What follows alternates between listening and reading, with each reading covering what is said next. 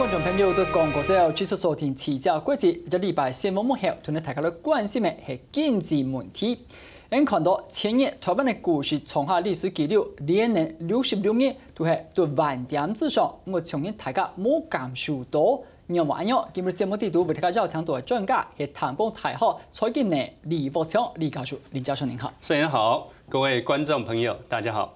老師，我剛才就好奇，先跟我們觀眾先點出，今天我們要討論主題是股市創了一個紀錄，就是在連續66天，那上一波是連續65天，維持在萬點以上，但似乎我們一般這個市井百姓好像感受不是那麼深刻。我想先從一個國際的大環境，然後再回到我們國內來看，因為我們看到其實過去這一陣子，世界各國的股市幾乎都創下新高。我還記得上個禮拜好像是8月17吧，美國的道瓊斯已經來到22,156點，這是歷史的新高。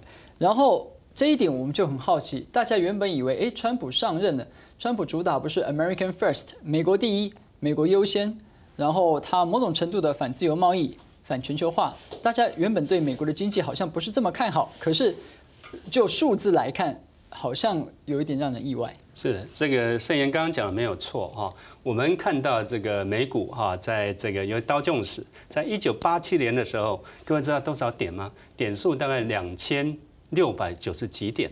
當然，這個中間在當年的這個10月17號有一個 crash， 沒有錯。可是呢，它後來呢持續的一直在創新高，但中間有比較大的波動。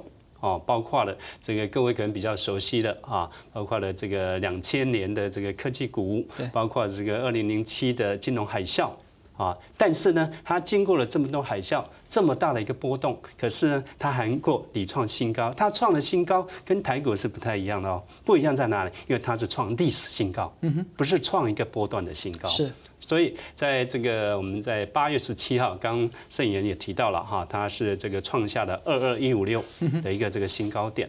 那大家也很好奇啊，對大家這個選權呢，大家對川普一直有很大的疑慮，說哇，川普主張的是一個這個貿易保護，對他有立下壁壘，沒有錯。當然擔心的是說，哇，川普一當選，那慘了，全球的股市一定非常的慘。是，可是就好像川普當選一樣，跌破眾多專家的眼鏡，結果呢來了一段這個川普行情。為什麼會有這個川普行情呢？我覺得幾個因素。第一點來講，就是美國的經濟的基本面事實上是真的明確的復甦。我們可以看到啊，這個美國的經濟成長，這個從大概是金融海嘯之後，2008年。那 Fed 開始實施 QE， 所以到2014年底，總共實施了4次的 QE， 還有2次的扭轉操作。是啊，那實施 QE 事實上是一個這個極寬鬆的貨幣政策，目的也在刺激消費跟投資。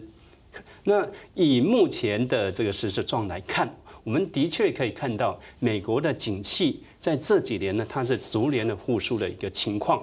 所以今年來講，那好幾個這個國際的這個機構呢預測，比如說 IMF 或者是 World Bank， 對啊，他們預測呢，美國的經濟成長率大概接近在2.1%到2.6%之間。那最理想應該就是在2.6%啊，這樣一個明確的復甦，這是對一個經濟成長的預測。那另外一個部分，我們可以看到，美國呢在這幾年它的就業率也明顯的復甦。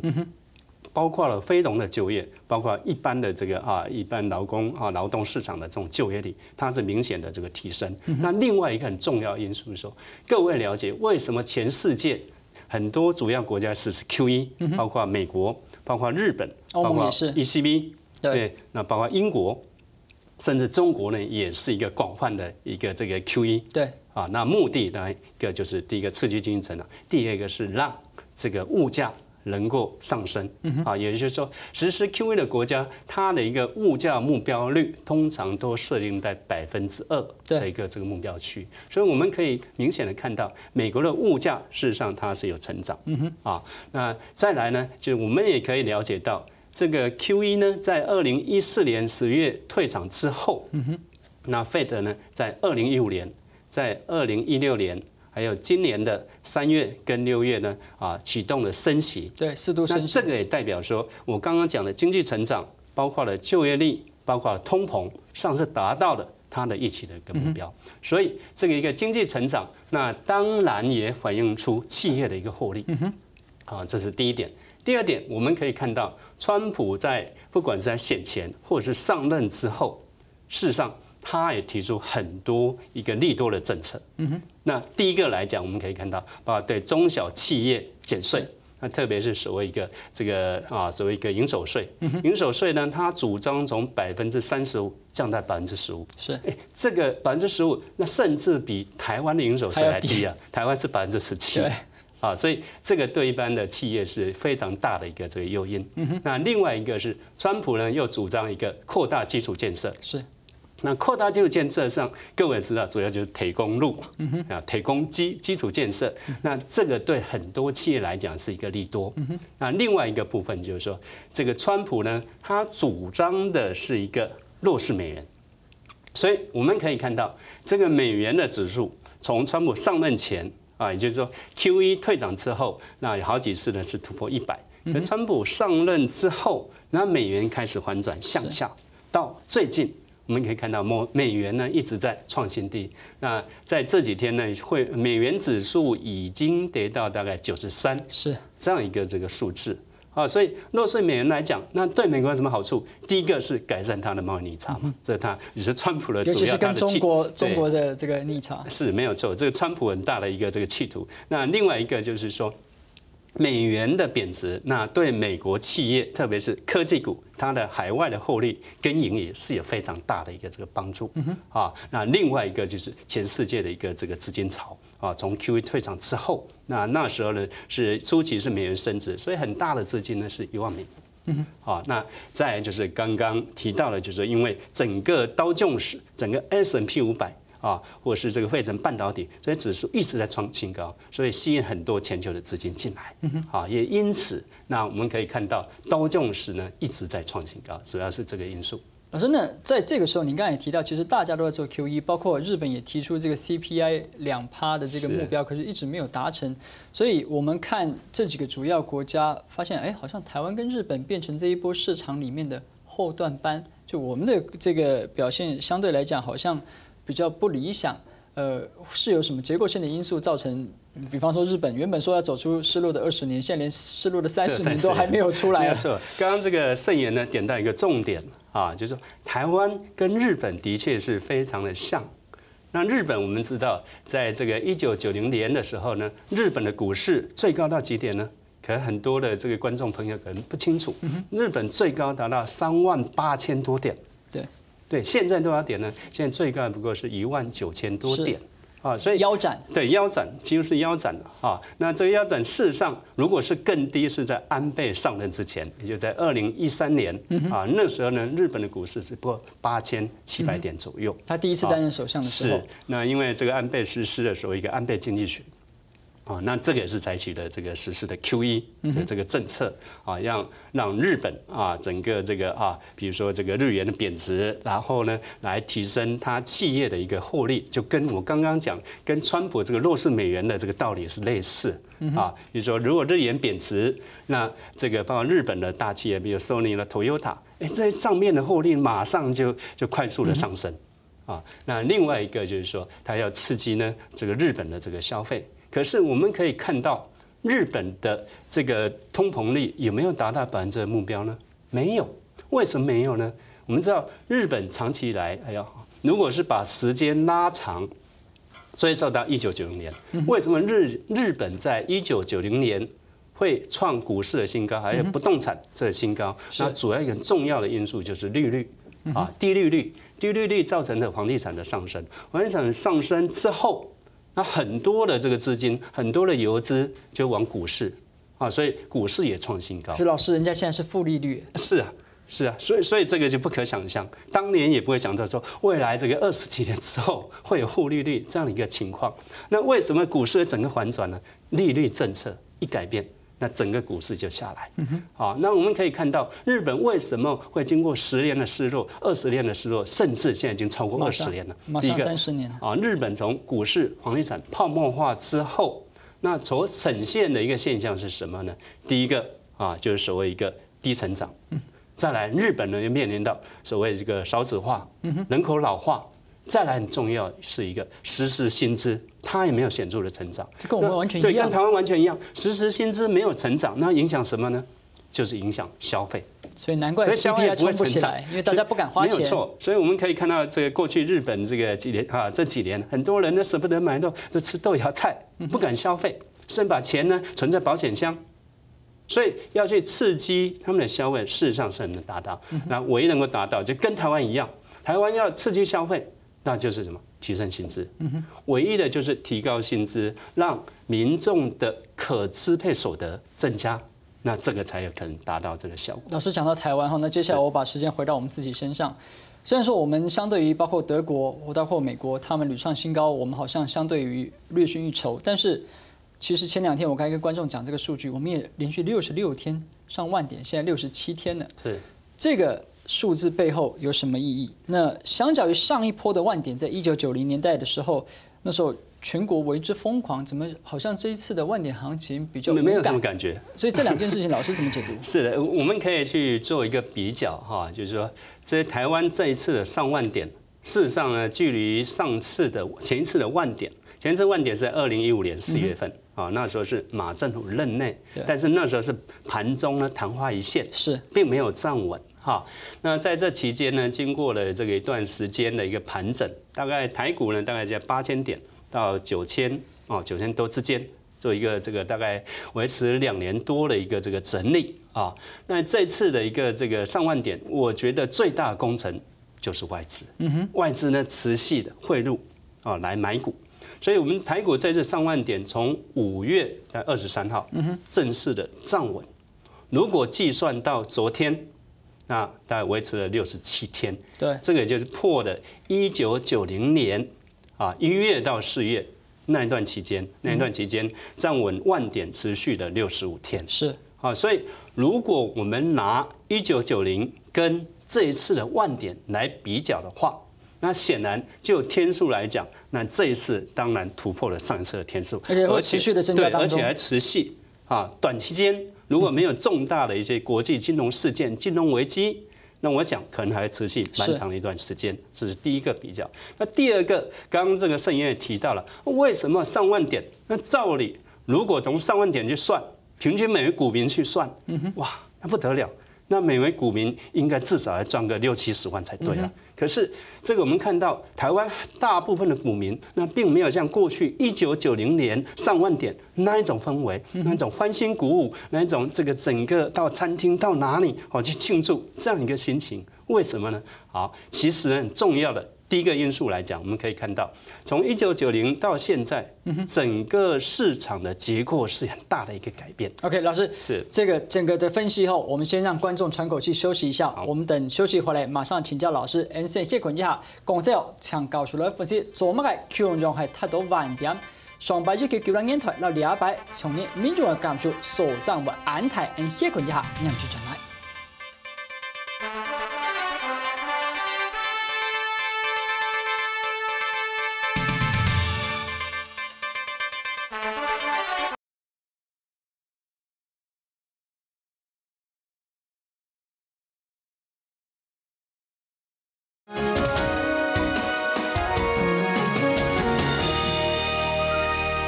全國進到討論現場，今日你參加教授強弱係萬點嘅行情，也叫人煙台到以下，總係感受所漲安泰。老師差別這麼大，你怎麼分析？是的，我們這個可以了解到哈，1990跟這一波台股的整個結構是改變了，有哪些的變化呢？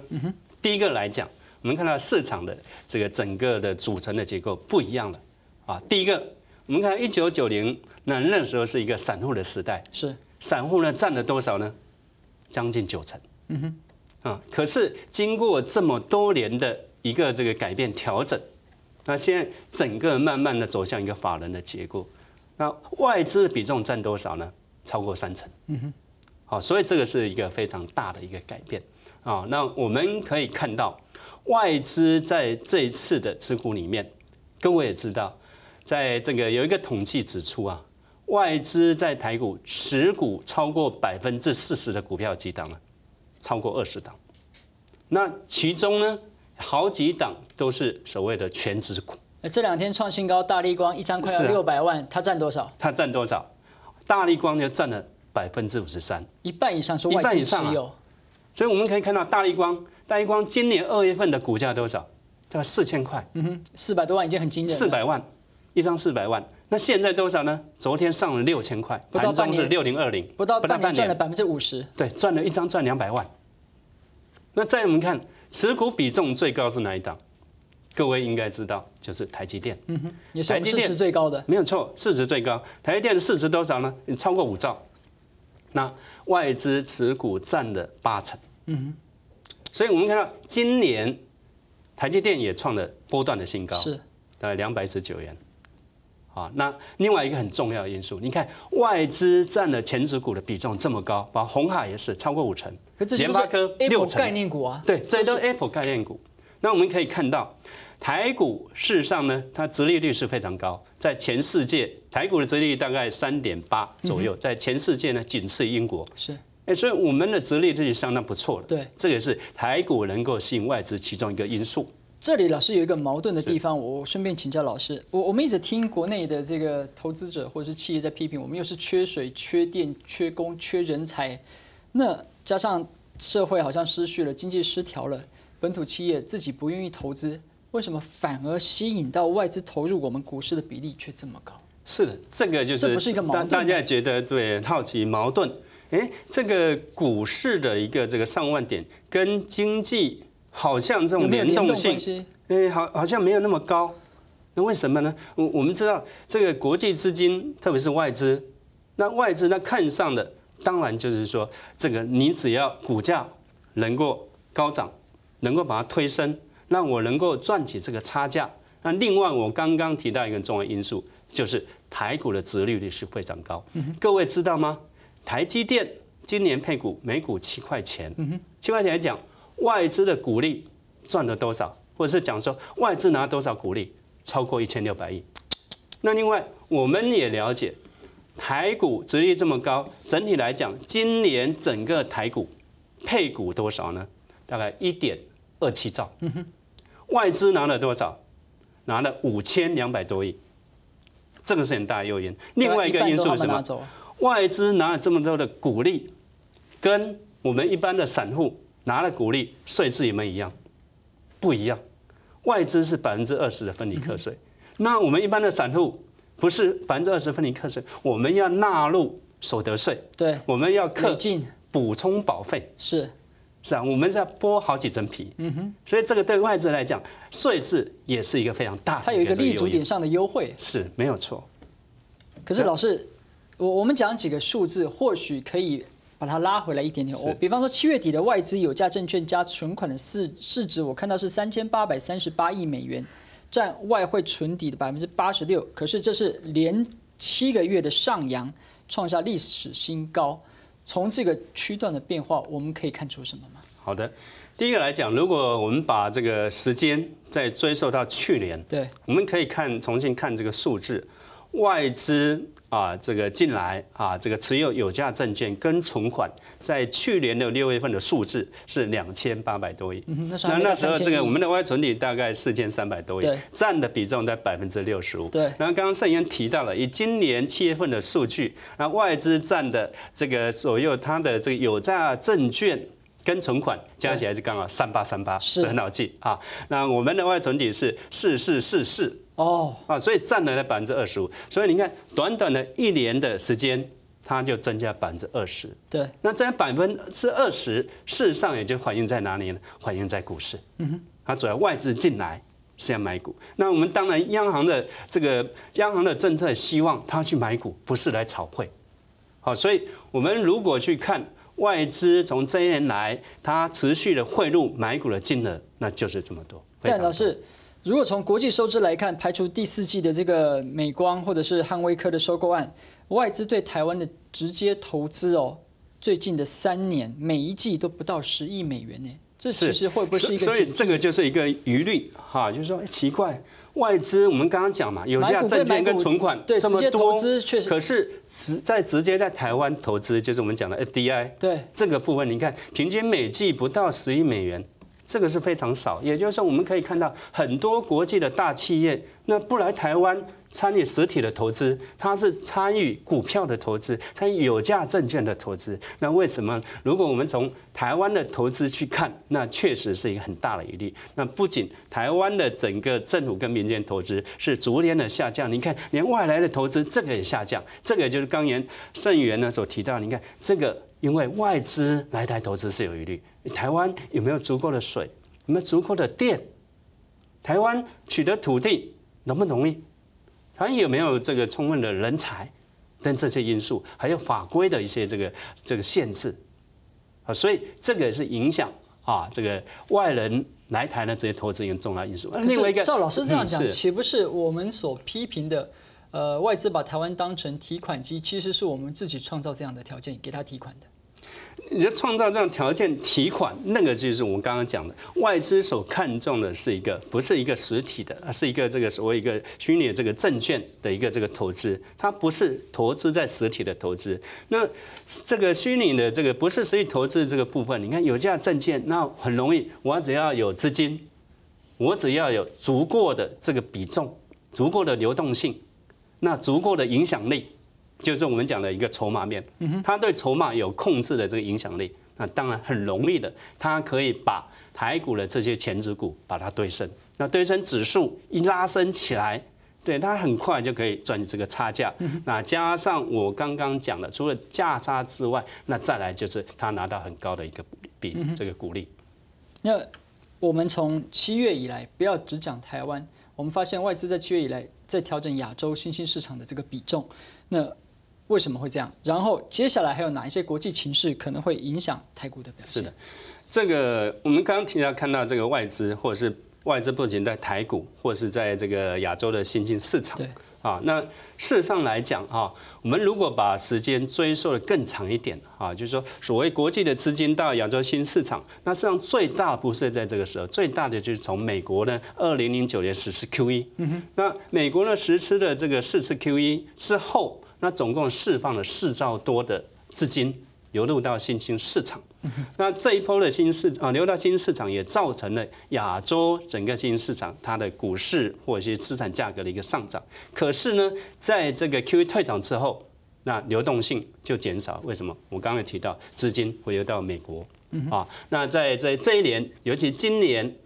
从去年底到今年，那这波呢，因为整个全球的股市或者是全球的一个经济的复苏，包括今天的新闻也报道了 ，IMF 也调高了今年全世界的一个景气的一个成长预测，所以这样一个因素，那也让国际的资金重新流到亚洲的新兴市场，特别是包括原物料行情的一个上涨。但是呢，为什么这一波来讲，后来又连续的4周的一个这个资金的一个调节呢？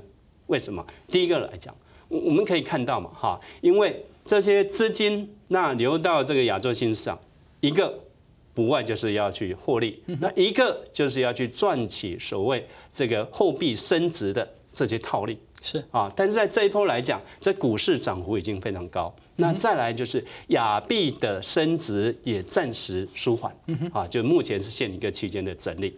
那另外一个因素就是所谓地缘的政治风险。我们可以看到，在前阵子，你看川普不是跟北韩之间的所谓这种军事的摩擦，造成的这个紧张。那再来就要出兵阿富汗，所以这种地缘政治的风险，也让这些国际资金它这个红高获利了结。做一个资金的调节，这我想也是一个这个正常的一个投资的策略。